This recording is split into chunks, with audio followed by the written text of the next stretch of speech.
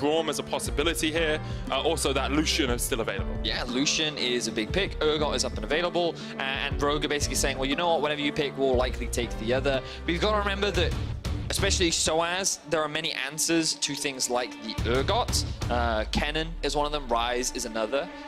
So Osiris is a champion we've also seen sometimes being picked. Not too much success. But obviously won't be available as he is banned away this time round. Rogue going for a very meta draft with both the Urgot and the Braum, expecting Misfits to not first pick that Braum. Yeah, the entirety of the draft so far has been pretty meta in terms of pick tier listing. And now we start to get into the meat and potatoes of things. Now we get into the juicy stuff, the stuff that has been seasoned with a little bit of Misfits spice, hopefully. What are they looking at right now? They could go for an early support if they wanted to. Gorilla has been playing a lot of Alistar recently. Ooh, that's probably going to be a Shen support. Really strong at early levels. Does pretty well into the Braum as well. And it does have the ability to be flexed towards the top side of the map. I have seen a couple of Shens be picked into the Urgot, especially during the World Championship. So they do have that flexibility option. And if they wanted to, they could try and grab themselves their jungle right now. Sejuani is up and available. Yep.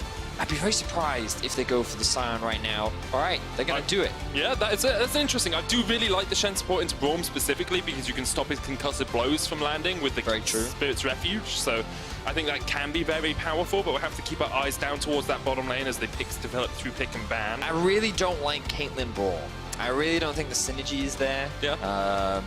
I much prefer this matchup. Yep, I think this is better. I think the Ezreal has a lot of survivability against the Lucian, and you're likely going to have to be playing defensively in this 2v2 matchup anyway. But to just very quickly go back to this Misfits draft, something I've been thinking a lot about is what is it that goes so wrong for Misfits? And outside of sure, sometimes they have struggles in the early laning phase. That's not really where their problem lies. The real problems lie when they actually get to these team fight stages and they need someone to pull the trigger. They need someone to actually start the fights for them. And one of the things I thought about was maybe if they put SOAS on just more engaged champions. He's a player that historically has always known when and been capable of starting fights and creating plays. And I think that by having him on a Scion, pairing it up with a Shen as well, means that Misfits actually have a very solid and reliable engage tool, meaning they don't have to rely on Maxlore to do it. And when they have relied on him, I think that's where they've often faltered, especially in their game versus Splice. So perhaps it's not the strongest right now. Scion with his nerfs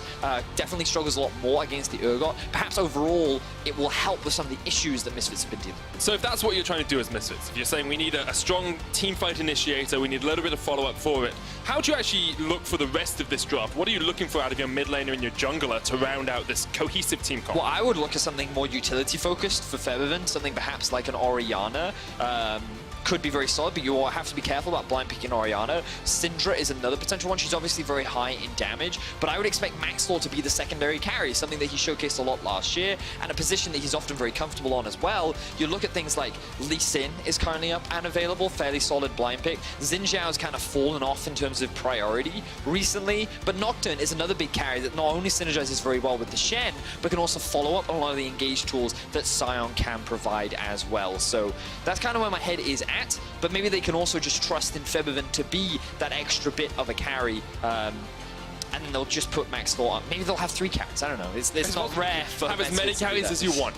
It doesn't always work out, but we'll see how Misfits go through the rest of the draft phase. That's the Corki pick for Senkux in the mid lane. Ezreal, double Trinity Force Power Spike, one of the most commonly said caster phrases, but all round very solid comp. We do say it time and time again. Yes, that we do. We saw Senkux on the Corki yesterday, went 1-1-0 on it. He played a relatively good game into Abidage's Ryze, but Rogue weren't really able to translate that Trinity Force power into anything in the other lanes. And now with the Ryze lock-in, Misfits, you know, it's a bit of utility for Febiven in the mid lane. That you've got the Rune Prism, but not to the same degree. Well, he's very solid in, like, he offers teamfight value, but sometimes it's difficult for him to get through that tanky front line. He does pretty well on the side lane. I think Corki can match him because he's likely going to be running the teleport as well. But I think they're just kind of 2 champions that will match each other. They'll scale relatively evenly. Arguably, Corki has better scaling because, you know, he builds crit. However, so far, like, I quite like what Misfits has gone for. Very early game focused. They have a strong bot side of the map. They have the engage up towards the top side. Maxlore is on early game jungler. And then for Rogue, they've gone much more towards the scaling aspect. Ezreal and Cork. Ooh, okay. Well, okay. They've blown Misfits have won the early game and Rogue are like, nah! Pantheon! Pantheon. Wow! Alright, we need our stats team to get on. When was the last time I'm on we it, saw... Medius. When was the last time we saw Pantheon in pro play, even? I'm on it. You keep talking. I've got this one. So, we'll talk a lot more when we actually get into game, but Pantheon, very early game focused. Lethality, he's really fast, he has a lot of mobility, and he's basically all about just trying to gank a lot, and try and snowball lanes. I don't think these are the best lanes to try and snowball, but you know what? Kick is saying, I'm going to look to kill stuff. So I have quickly Googled, and this is not from the stats team, this is purely from my own research. Okay. Dardoch in Rift Rivals 2018 played it for Echo Fox versus G2 Esports. And I he remember lost. that game. I remember that game. Yeah, they lost. Is that it? Yeah, because G2 played Funnel Kaiser. Yeah, he got a lot of early kills with that. Anyway, let's bring our attention back to that. Stats will hopefully be able to help us out a little bit more. And the last time we saw a Pantheon in pro play, can guarantee you it's been a while. But a Pantheon, this is going to be crazy. Exciting game. Rogue currently sitting at 0-9. They want to find themselves a win, and they're going to try and do it with the Kick is special. You know, he brought out the Twisted Fate. He's brought out the Jungle Gnar. This man has had all kinds of crazy picks over the years, and now he's adding another one to his repertoire. Even yesterday, he was playing the Jungle Poppy. He was one of the first guys to pick that here in EU. I remember talking to Yamato Cannon about it backstage. He trolled me a little bit, Yamato, in that interview. He said, oh, it was an accidental pick. It'd been planned all along. I remember. It'd been planned all along. But let's get on to the Summoner's Rift. It's Rogue up against Misfits. It's the start of the second half of the season for both these teams, and both coming off what would be a disappointing first 9 games, I think we can agree. I mean, yeah, I think that's a fair statement to make. As we mentioned, Misfits currently sitting on a 1-5 record over the last 6 games.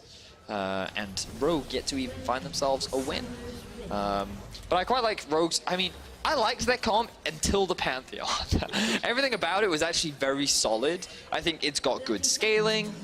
You can play both team fight and you can play 1-3-1. You have solid laners. Like, the only struggling lane you're going to have is in the bot side, but you have push up top. Mid is very even. And I'm like, okay, this actually looks very good. And they round things out with the Pantheon, who, like, he falls off late game because he has this problem where you can build him tanky, but then he doesn't do anything. He's just a tank that has one stun. So you kind of have to build him full damage, but then he's like really squishy, so he dives into the enemy team. And like, you look at where else is the Pantheon is your engage. So he ults in, and then he either kills everyone or he doesn't. You gotta go hard or go home, Veddy. I'll be honest, I'm not confident, but you know what? Pro players have proved me wrong before. Yes. So we've got to be optimistic. We'll see what Kickers can do with it. He is running the Baker skin.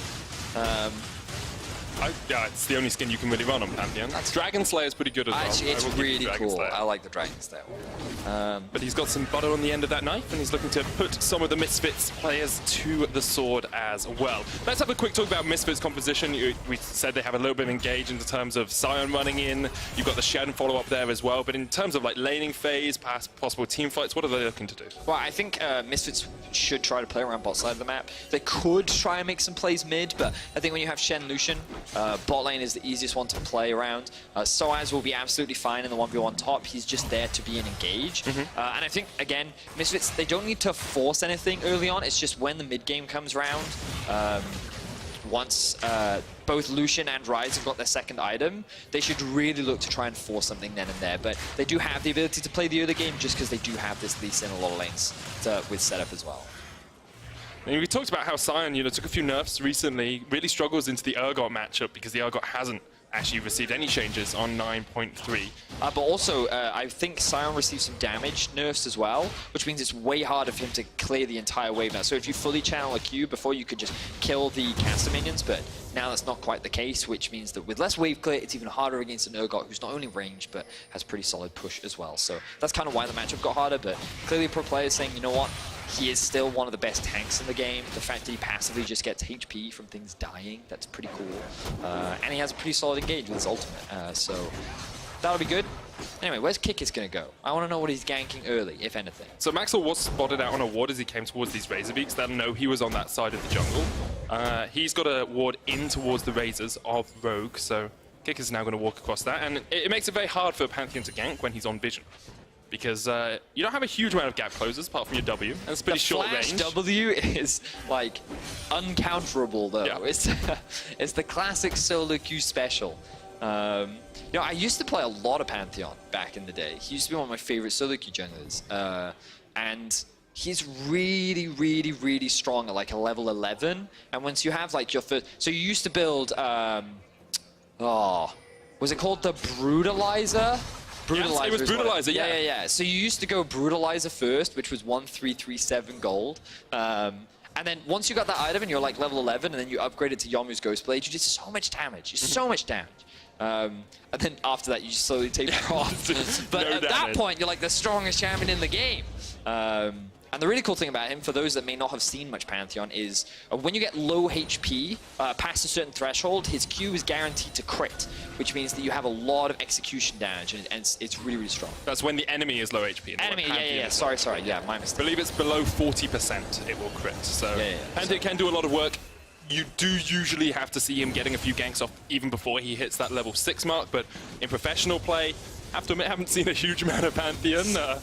And we'll have to see if he waits to level 6 or if he looks to try and catch out Maxtor, who is coming in for a little bit of an invade here. There is a Pantheon behind him. That's a flash. Kick is there. Maxtor hits the Q. Forbidden jumps in as well. Kick is with the follow-up. Maxtor locked down underneath the tower. One more flash isn't enough. Takes the tower shot. Now Kick is on the chase. Doesn't have the flash. Does have the chilling smite. There's the slow. No way away from Maxtor from the Heartseeker strike. A final spear in the back will get the first kill. And Kikis' arrival just in the nick of time keeps Senkux alive. The clutch stun comes out. Maxtor can't secure that last hit, which means that Rogue walk away with first blood. Great stuff from this Rogue team. Yeah, great stuff all round. That's exactly what you needed if you are a Rogue. If you are on the side of Rogue, you know, Kicker's getting a counter gank out. I think you could argue Maxtor was perhaps a little bit too aggressive going for the tower. Well, you could see the play, but they just weren't expecting Kikis to just be walking down mid lane. You can see where they did have vision on your minimap. There was one ward on the Raptors, there's one ward to the entrance to the walls, there was another ward that was on Gromp as well. So I feel like Misfits had pretty solid information. Oh, my mistake. No, they didn't. So he was just trying to make this dive happen. He saw Kikis way too late. They thought they could burst him as well. Remember that Maxtor is running Electrocute, but I actually don't think he got that final hit off, which means that the Electrocute never procced, which meant that Kikis really, really clutch stun there, just in the nick of time. Just in case anyone was wondering, the last time a Pantheon won in one of the top 5 divisions, that's LCS, LCK, LMS, LPL, or in the LEC, was 2017 summer. Looper played it in the LCS, and we do count that as a win, a top-tier competition. Yes, played it for Echo Fox. Yeah. So it's been 2 years or so since we've seen a Pantheon actually win. Is it top lane or is it Looper? I believe it was... Looper is a top lane, it might be top lane actually. It might not be jungle Pantheon. I feel like Looper was top lane. It was top lane, yeah. It's been a while since we've seen a jungle Panth. It's been a really long time. Anyway, so far he's sitting at 1-0-0. Perfect start for Pantheon. It's so good! 100% kill participation!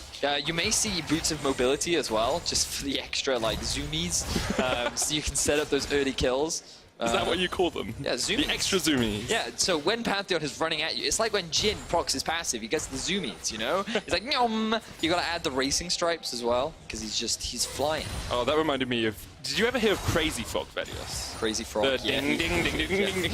Yeah, it was a craze in the UK for a period of time, and everyone either loved or hated that song. Hated it, no. But it was also during the period of time where everyone was like, you know what, mobiles were developing, and everyone was trying to get all these new ringtones and stuff, and either a lot of people would have that as their ringtone for their new flip phone that they recently acquired. Right. Yeah, not a craze I want to remember too fondly, but let's have a look at exactly how Misfits are going to navigate the next little portion of this game, because we talked about how, you know, they usually like to play through bot lane. They have this winning bot lane, or a powerful bot lane in the form of the Shen Lucian. Haven't been able to get a lead yet. EQ's actually back, got a Sheen, has had to teleport back to the lane, but now leaves once again. So, although Misfits seem to have an advantage on the bottom side of the map, they're not actually translating it into any gold lead or a CS lead either. Well, I think the thing about the Lucian-Ezreal matchup is Ezreal typically does fine into Lucian because he can just play safe and farm from a distance. The The difference, though, is it should be harder for Ezreal to proc his Kleptomancy stacks onto Illusion. That makes sense. Because obviously he's constantly forced underneath his tower. But what you'll actually see here, we may get a good example of it, is when Hansam is trying to go for the tower, that's when Hiku's actually getting those Klepto stacks and just kind of slowly pushing him away. But it just gives props really to Hiku, saying the fact that he's been playing the lane pretty well. I don't think Hansama and Gorilla haven't been playing to trade and to play aggressively, but they recognize, you know what, their jungler isn't offering a huge amount at this point in time. Yeah. And they don't need to. They can just play safe, they can play defensively. Stacking up those tiers is way more important for the Ezreal. And for Misfits, again, though, I think that mid game is really solid. Oh, Finn going for the kill here. Has the Phoebe on deck, just needs to connect. Stand United comes out alongside the Unstoppable Onslaught, so Zoas will run away, but Finn, after a disappointing performance yesterday, is looking a lot stronger today. It's the power of Urgot, my friend. He played Urgot yesterday as well, though. The power of Urgot. Ah, okay. This is the second helping of Urgot in your Chefius brew. Well, you've got to really remember accelerates the flavors. that yesterday was Finn's first day on the LEC stage, so I would imagine that he was a little bit nervous. Didn't play as confidently as he would have before. Now, not only does he have a Pantheon jungle, which is very strong in terms of being able to counter game. However, but I just think that he's in a winning matchup, and maybe he just has a little bit more confidence. But he's definitely playing the lane better. He's forced Zoas back. He will also get the Shen ultimate out, which is great in terms of the early game playmaking potential. But now I want to see these Pantheon ganks, because as we said, towards the later stages of the game, Pantheon will definitely fall off. His value is much harder to be implemented in these fights. And again, I think I'm not surprised that we're seeing a super slow early game from the side of Misfits. I think that it's not the worst thing in the world. I don't think they need to snowball. I think that we just need to see, once they've completed item number 1, maybe item number 2, they need to be actually forcing some plays. Yeah, it feels like they do have to take the initiative at some point. Because I look at both compositions and scaling-wise, Ribbon is going to flash away from Kickers there with the Grand Skyfall, but scaling-wise, you know, you've got double AD carry on the side of Rogue. You've got an Urgot frontline as well. That seems pretty strong. It is. It's super strong. Again, Rogue's biggest issue is their lack of engage outside of the Pantheon ultimate, but we got... Ooh, I thought Gorilla might go for a dive there, decided not to. And even though Hansama and Gorilla haven't built up a huge CS advantage, they have secured 2 plates, which is definitely a big gold income towards that side of the map. Oh, it's 320 gold, isn't it? They may even look to trade towards top side of the map as well, as Max Law looks to secure this Rift Herald. So I think both teams are, okay with how the game is playing out right now. As you said, Rogue have really good scaling, and Misfits have a really strong mid game. So because neither of them rely on snowballing the early game, it's not the end of the world. And again, when you kind of look at a Pantheon comp, what you'd kind of think is, oh, Pantheon LeBlanc, and then Pantheon, Jace isn't the best example, but think of some top laner that's only really good in the early game. Those are the kind of compositions where Pantheon used to gank. Riven could be one example, yeah. You're looking at kill lanes. Yes, but Rogue haven't drafted for that, so Kickers is meh. Kickers is just farm. It's that solo queue teammate who's just well, I'm playing Pantheon no matter what. Okay? Well, you can play scaling, I want to play Pantheon. Yeah. And I mean, to be fair, he used the ulti mid with a good roam from Vander, and they get the flash out from Foden. So now he has to play defensively, because if Kickers ever comes mid lane, it's really easy for him to set up a gank, and Kickers' ulti is about to be available once again. So yeah, Rogue looking pretty good. Right now, the main reason that the goal gap is closing is because Misfits have been securing a lot of tower plates, and there's a bit of a CS advantage for Misfits in the top side of the map as well. Back here, some ardent shouting on the screen. Maxwell goes in for the flash jump. Kick is biting onto it though. There's the Stand United trying to get Maxwell down before Gorilla can join. They take him out. And Misfits took the initiative, but Rogue take the kill. Here's the Unstoppable Onslaught. Zoas joining the fight. Senko still has the flash. Zoas now forced back underneath his tower. Misfits very much on the back foot as Rogue react to their plays. So that was an awful kick from Max Law. Not entirely sure what he intended to do there, because he not only burnt his flash, but he actually kicked the target out of Foden's Q, so he lost a lot of his damage as well. And the Shen ultimate didn't come onto him beforehand, it kind of came on reactively. And we'll just have a look here. So the goal here is to punish Kickers as he's trying to clear out a wall. And I think what Maxwell wanted to do is kick him over the wall so that he's right next to Foden. But what he actually does is just kick him closer to Vander. The Shen ultimate come out too late, and then Kickers can just jump on top of him and stun him because he still has his flash available to him. So I think that was just a little too aggressive from the side of Max Law, and once again, Kickers finds the punish. Yeah. And I think we've seen that a few times from Misfits in the last couple of weeks, where they know what to do. Like, this is a team of very strong players, but the coordination and those small micro decisions aren't actually working out for them. In the first couple of weeks, they seem to just be steamrolling everyone, but since then, 1-5 in their last 6 games, struggling to really have the impact that this roster and this set of 5 players should. So you can see that Rogue have an advantage in mid, they have an advantage in bot. Top lane is very even, which is fine for them. So this scaling composition looking pretty good. And when we think about Rogue, a lot of their games, assuming they can get past the late game, often end up at this point in the game where they have to rely on scaling more. Oh, hang on, we have another gank at top lane. The Baker's coming for a party in the top lane. Pull back with the disdain, so it's underneath the tower, but pulled in with the fear beyond death, and Rogue get another kill. It's Pantheon making waves on Summoner's Rift. Yeah, great play there from Kikis. They do find another kill onto Soaz, but Misfits have the right set towards the bot side of the map. They have the Rift Herald. They'll likely be able to trade this for an objective, and I don't think Rogue will be able to get a tower. So the goal gap will close a little bit, but so far, Kikis making this Pantheon work. Now, Maxwell making a return to the mid lane. Senkers has the package and the flat. Caught up in the Rune Prison, Maxwell goes in with the kick. Package comes away, Q does not connect, and Senkers will escape using just that single ability. Curious as to whether or not Maxwell's Q is on cooldown before that. Yeah, it was. So he didn't actually have the Q available, which is why he didn't Q the moment he kicked. Yep. Otherwise, that would have been a kill. So can't blame Maxwell for that one, but I did like the kick that time. Fortunately for Senkix, he had the package, so he was able to get to safety. So coming up to the 15-minute mark, about 1,000 gold lead for Rogue. We saw them yesterday have a pretty even early game as well, but let's have a look at where they are in terms of items. Senkix has that Trinity Force. We talked about that for the core key being a very powerful point. It's Iceborne Gauntlet first for Hiku, building up towards the Manamune next. Yeah, it's fine. It's not a Trinity Force. It's not tons of damage, but it's quite a lot of damage. Yeah, it's still very good. It's part of the old blue build from Ezreal that has kind of just continued, offers a fair amount of utility as well. Blade of the Rune King as well, with the Phage coming out from the side of Hansama, so both him and Hiku at pretty even states in the game, but I would argue that the Lucian is just a bit stronger at this point in time. Now we see Hiku and Vander actually trying to get a 2v2 here, but Gorilla on the Shen, if he's able to land that taunt, that will be a lot of damage going on to them, so Hiku and Vander are forced to show that respect. That's something we often talk about with Shen specifically, is how you want to have proactive Shen ultimates. Ooh, this is dangerous. And Maxwell jumps in. Sanka's coming in from the side as well. Kikis actually has a lot of damage down onto Maxwell. You can see the Stand Unite comes in. Gorilla flashes over with the taunt. Didn't actually connect onto Kikis. Kikis running away, but the chase will come in and Forbidden secures the kill.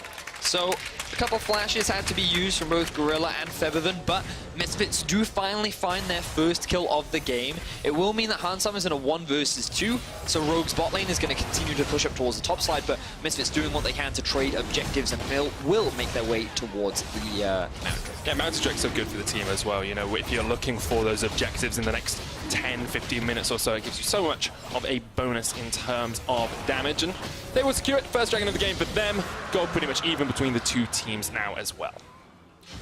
So let's take a look here.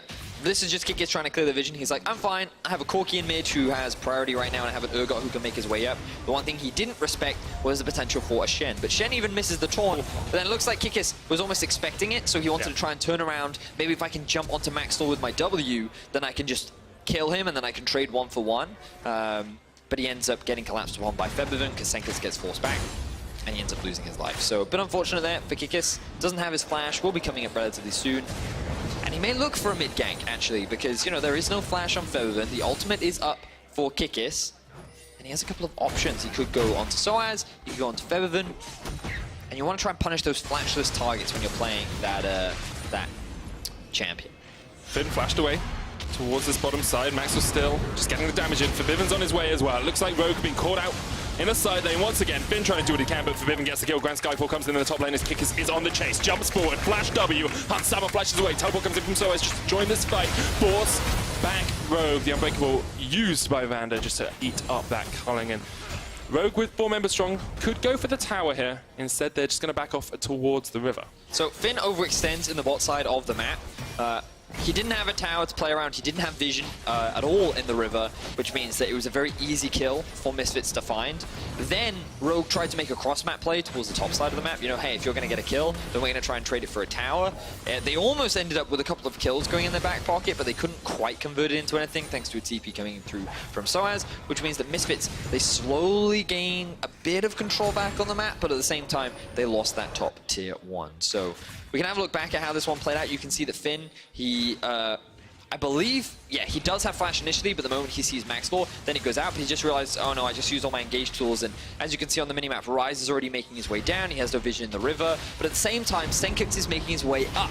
So they think, you know what, we're in a 4 versus 2 in this situation, maybe we can find some kills. The Pantheon ults in, he tries to go for the flash onto the duo, but all they end up getting is a couple of summoner spells out, and they can't convert it into anything outside of the tower. And the thing for Finn is he's playing into a Righteous Glory Scion as well. So in a 1v1, yes, he should win that matchup anytime, but you're not getting away from him if you ever go for the engage, and there's someone else from the Misfits squad there to catch on. We said we wanted to see a little bit of initiative, a little bit of proactivity from the Misfits after they got this first completed item. I think we've seen that. You know, they picked up a couple of kills. They're being a little bit more proactive on the map. Vander jumps in the mid lane. Maxwell here with a flank, kicks him back. He goes straight into the team, flashes away, but can't get away from Bivin, who has got all 3 kills for Misfits this game. Kickers jumps in, catches Gorilla. Finn with the fear beyond death will pull back to Shen, and it's a 1-for-1 trade in the mid lane. Really good kick from Maxwell to set up the initial play from Misfits, but Rogue with a stronger collapse allow them to get a 1-for-1 overall. No objectives are going to be traded for the time being, as Drake is still 2 minutes away, and Rogue, they don't have the wave to set up for a mid-tier 1, so ends up just being a couple kills going back and forth. It feels like both teams are just trying to make small forays into the enemy's base, into the enemy's areas of vision, being like, oh, can we get a kill here? Can we do something here? Neither team really getting a huge amount out of it. Still only that 1,000 gold between the two of them, coming up to that 20-minute mark. And we almost got to, you know, 2 completed items on this Corki, 2 completed items already on the Ezreal as well. If you're a Rogue fan, this is a pretty good position. Yeah, I mean, if Rogue look great right now in terms of how their comp plays out. Again, I'm still a little skeptical of this Pantheon Scion pick. ultimate, yeah, I understand. No, the Scion ultimate was fine. He's forcing Senkix back, so as showing why Scion is still a relevant tank and can just bully out a Corki. Once he gets that Infinity Edge and Rapid Fire, that won't be as comfortable for Soaz anymore, but he's still a way off that, so Soaz feeling more than confident. Do quite like these lane assignments as well. This is one of the great things about Corki. You can just send him off to a side lane because he gets to run the teleport, meaning that Hiku can just sit in mid, who also has the teleport. So should Finn or Senkix use theirs, Hiku can act as just a side lane farm catcher and still can join the fray should something occur on the map. Yeah, so kind of that 1-3-1 that we alluded to earlier starting to be taken into effect by Rogue, but Misfits can you continue to try and just gain vision control of this river with Dragon up in about 30 seconds. It's only a cloud, but it's still something to put in your back pocket. There's a Baron up towards the top side as well, but they haven't really cleared out any vision in that river. So we'd like to see Misfits get a little bit more control just of their flanks, because otherwise they could quite easily be caught out. Rogue have really good vision set up around the bot side of the map right now. Misfits going to make a cross-map play towards the top. Yeah, Valkyrie from Senkix, but immediately just locked up underneath the tower, giving across to Forbidden once again. All of his team's kills sitting on the Rise's shoulders. Forbidden having a very good game with that Morello Nomicon and Seraph's Embrace complete. Also note that Maxwell's been involved in every single one of those kills, so while he has had a couple of misplays, while Rogue has been able to counter-gank some of the things he's been trying to do, he's still been very active in setting up his mid lane with all of these kills. So now Featherman's in a prime position to be one of the big carries. Going off into a side lane, given that he has 2 fully completed items, he should be able to bully around both Finn and Senkix at this point in time. So you'll notice how they'll just rely on Featherman and put a lot of their vision around Featherman to make sure that he's safe. And you can already see right now, Featherman pushing in top, all of the control wards are towards the top side of the map. And this will allow him to secure another tower. So Misfits like, okay, we know where our strong player is, let's make sure that he can just carry this game forward. We wondered if they play through bot when we came in to pick some bans, but instead they're playing through their new mid laner. I say new, he's been playing for them for about 5 weeks or so, but still a new addition to the team for Misfits this split. Teleport used in the mid lane by Hans Summer. There's so many teleports in the game now, Vedius. I used to be able to just say, oh, who's got teleport on the team? It's definitely them using it, but there's so many of them. Yeah, so really unpredictable. Annoying. I'm really happy that no one in solo queue does it, because, I mean, when I bully my opponent out of lane, I don't want them to TP back in. Oh, sorry, yeah. So you were being serious. Yeah, yeah, I was. You know, playing Nocturne into Corki mids, I bully them all the time. Early levels, they think they can trade against me, and then they realize I can't. So here's the problem with that. I played Nocturne into Corki mid today. TP used by Finn, trying to catch out for Bivin. There's the blast gun as well, but he'll use it to get to safety. Vanderpool's the Fisher Fisher. He just jumps across the wall as well. Hans Summer comes in from the side with the culling, just trying to dissuade Rogue from going for the engage, but they get onto Gorilla. Dodges away. Shenton across the wall. Kick is looking for the chase. Pulled back. all the way into the meat grinder as Finn gets the kill, and now the Baron on the cards for Rogue if they want it. Instead, looks like they're going to try and get mid-priority. Now Rogue were aiming to kill Feather, then get that shut down, put Rise behind. Now they're looking for another fight in mid. Caught out so as he's forced to flash away. Lots of damage going on to Kikis as well, but Hiku doing a lot of work on this Ezreal. Can never discount the amount of damage an Ezreal can put out at this portion of the game. You can see how strong this 5v5 is from Rogue. They have so much poke available to them. They have a lot available in terms of the actual setup.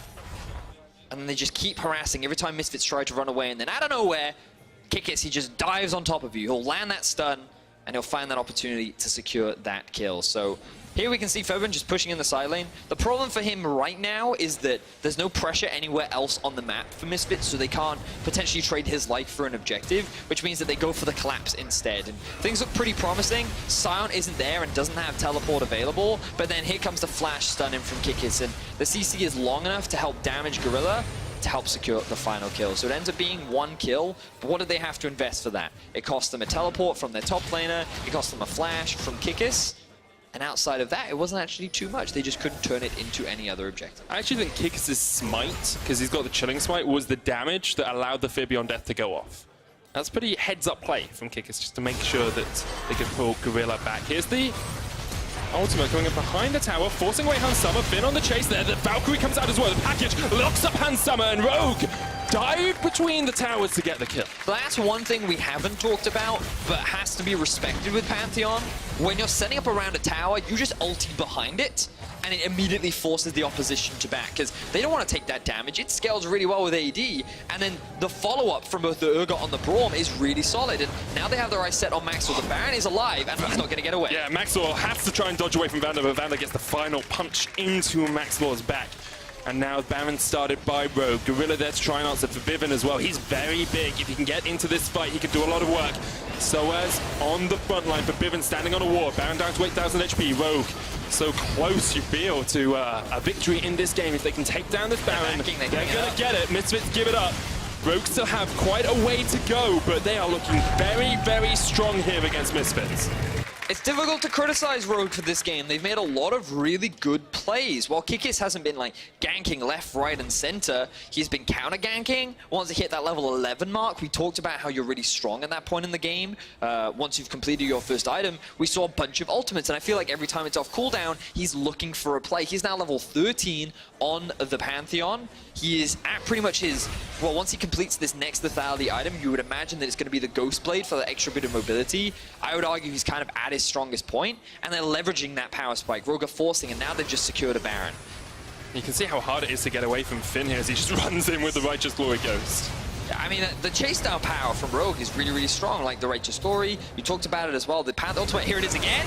Gets in behind the tower, and once again, it's Hans Summer who's isolated. Rogue pushing in with the Baron buff, already a 2,000 gold advantage taken off it, and Misfits have to find a way to react. They have to stop Rogue, because otherwise their inhibitor is just going to fall. I think it's just going to fall, Medic. They tried to split push with Feathervin, but right now Rogue is too strong.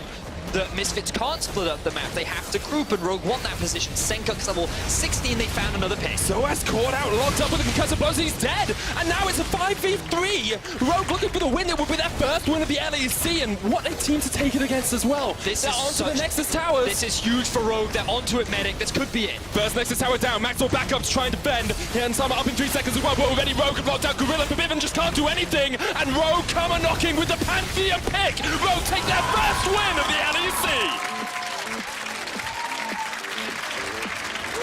Joy on the faces of this Rogue squad. Relief on the face of Senkuk's as they beat Misfits in 27 minutes.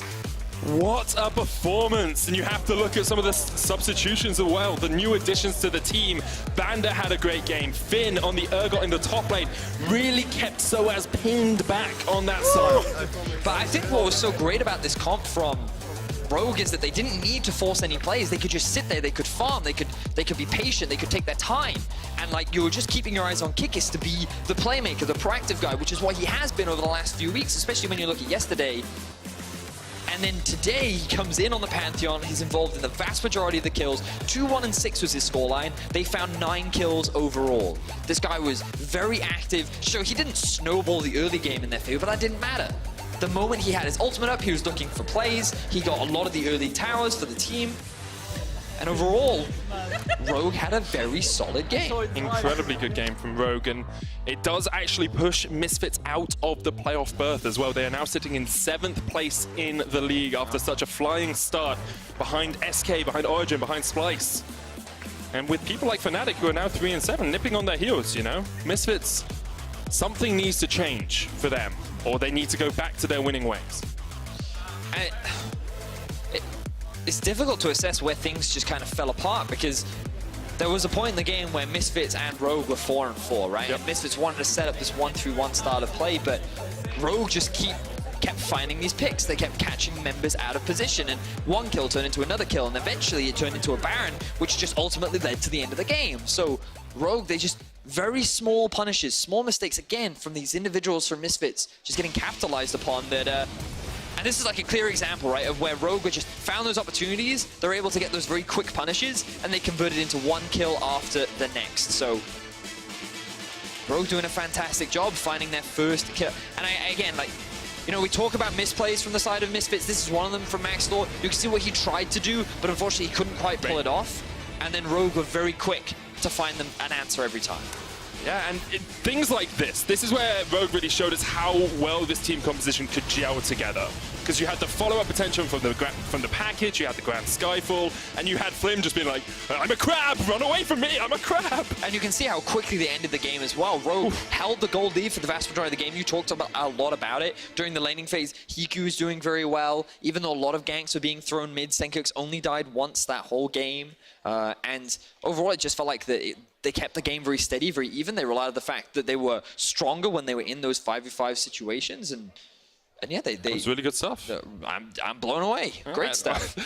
Even though I'd still pick Vedius as my duo partner over any LEC pro out there, I think you have to. I was meant to say something. You were meant to say something, and then they told you, don't say it, whatever it is. I lost where I was going to go. So in a second, you'll hear me say exactly that sentence again, and it will lead into something. But they don't want me to say that yet. So for now, I think what we'll talk about is the fact that Kikis was really one of the linchpins for this competition. Yeah, he picked Pantheon, and he won. That's great. I was really surprised by the fact that they were able to pull that one off. I was skeptical of the pick. They had really strong scaling. I thought they needed more utility, but apparently a point-and-click stun is all the utility you need. And the stats team actually did some more Google food for me. The last time Pantheon won in the jungle, 2015 LPL. It was played by Clearlove. So you're getting the note now. They're subtly telling you to do what you just said. So, even though I'd still pick Vedius as my duo partner over any LEC player, we did see some great performances from Finn, Senkux, and Vander this game. What? Okay, it's okay. If you thought one of them stood out, vote for them in your Kia player of the game at LoL Esports on Twitter. I kind of wish Kikis was in there. Do you? A little. Yeah, I think I can agree with you. I feel like he had a great game. Yeah, but I think, I especially think Finn had a really good game.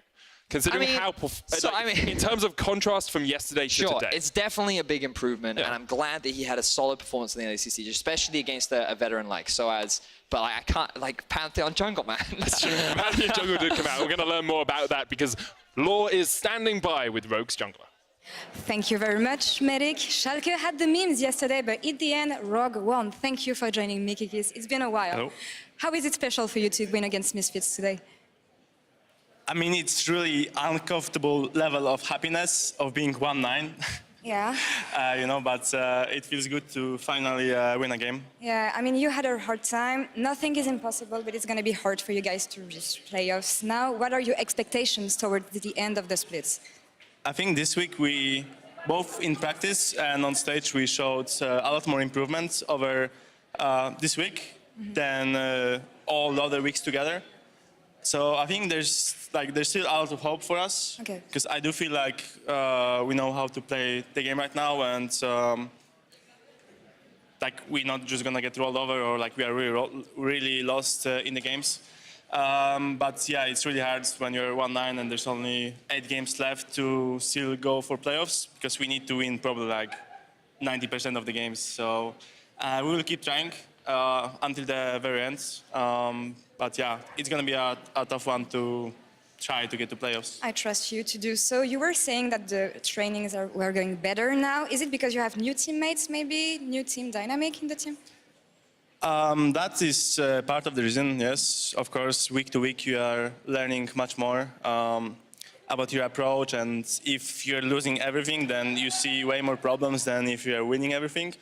I just feel like this mix of players is a bit better for us in terms of how we actually mesh with each other, because it's really not a like skill or individual problem, you know. But sometimes you can have 5 best players in the world, and they might not work together, you know, like all the super teams from the past.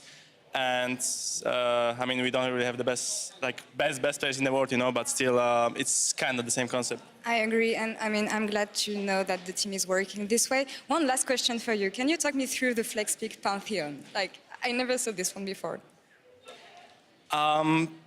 I just felt like it's a good fit in this draft. Of course, that's why I picked it. I think my Poppy pick yesterday wasn't picked in a correct draft. But I still have some sleeves, some cards up my sleeve, and like I still want to make enemy teams be like, yeah, you cannot really predict what this guy gonna do. So the drafts are getting much harder for enemies, I would say. And I'll be waiting to see more from you guys. Thank you for joining me, Kikis. Thank you very much. We're gonna take a short break, and when we come back, it's gonna be the last game of the